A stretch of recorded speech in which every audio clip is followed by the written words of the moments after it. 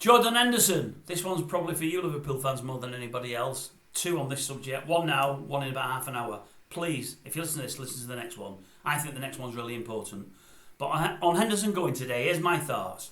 I gave thoughts about a week ago and I asked questions. And I was surprised because most of you came back supporting the guy. He's played for you for a long time. He's won trophies with you. He's been a great captain, great leader, great everything else.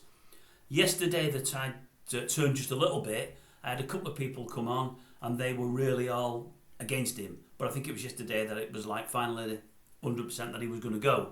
And they were really, really against him. There's been a big thing on TalkSport this morning, no doubt you'll have heard it. I nearly rang him myself. I've not rang him for many a month. I nearly did. I didn't bother.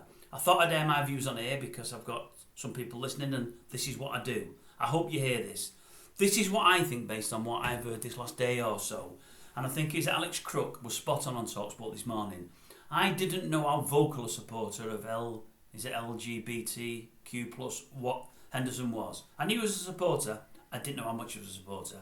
The fact that he was such a supporter and came out on many occasions and said what he said, and said that they should never be marginalised and he would stand with his brothers and sisters all the way through, to go over there and accept their dollar now is shocking.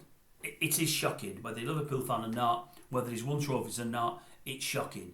He shouldn't have said all the things he said and then accepted the dollar. It's bad enough not saying all those things and going anyway, because he's going to a regime that is totally alien to us.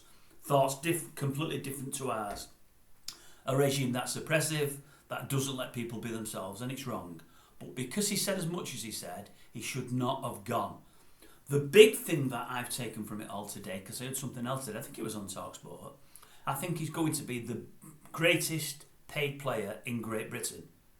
I think he's on, is it 700 grand a week? Whatever it is, the biggest wage of a British player. They said his wage mirrors that of, I think they said, is it LeBron James? Does he play basketball, American football? I think it's basketball. I'm not sure. I don't follow it.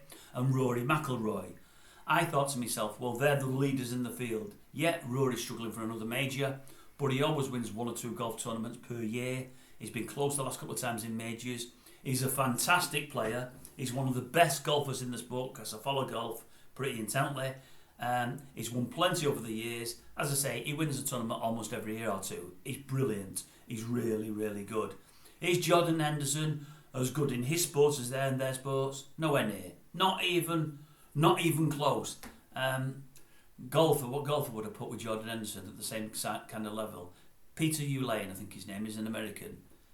He plays over here most of the time, doesn't play over there because he can't win anything. Does reasonably okay on the European tour now and again. Playing over there, playing from Britain. Probably Luke Donald now. Used to be good about 8, 10, 12 years ago. Not very good now. Goes in some of the lesser tournaments in America. Sometimes run round the leaders page for a day or two and then falls away. He isn't that good. Henderson's in that kind of league. So for them to give him the money they've given him, tells me, tells us all, they've just wanted the captain of Liverpool. He's not a marquee player, as in a brilliant player, but it's a marquee signing for them because he's a captain of one of the world's biggest clubs. He's nearing the end of his career. His international career is almost done. He's a good player without being a brilliant player. He's been a leader and done that well, but he's nothing ultra special. They're not bothered. They want to say they've got the captain of Liverpool, one of the biggest teams in the world, to come and join their league. He's a flagship signing and they hope it will open the door to others, and it probably will. So really, in actual fact, he's being used by them. That's what's happening here. He's being used. And he's let himself be used because of the dollar. And it's crazy. I mean, as I've said before, he didn't need it. He'll have millions tucked away. I know this is telephone numbers, but for me, he really, really has ruined his reputation here. He really has. Again, I don't know what Liverpool folk feel. Just comment, just let me know. Please watch the next one. If you don't know how to do it, if you don't see it come up, and if you've not got the alerts, the way you click the bell is it for alerts, the next one will be out in about half an hour's time. And in the title, it'll be Jordan Henderson, Bill Shankly.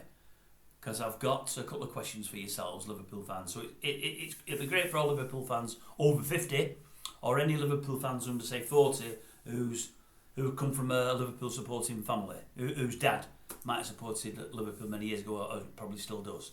Have a listen to that and tell me what you think, because I've got some further thoughts. But I don't think he should have gone. I'd put Henderson in the same kind of camp as Michael Carrick. Not our best player, really steady, really reliable, got a great head on him, says the right thing, thinks the right thing, genuine, honest, decent fella. That to me is Man United's Jordan Henderson. Had Carrick had gone over there, had Carrick had been really vocal about LGBT and all that palaver and gone on and on and on and on about it and gone and took the dollar, I'd have felt the same about Carrick as I do about Henderson now. Just my thoughts. I don't know what you think. Let me know. That's what I'm here for.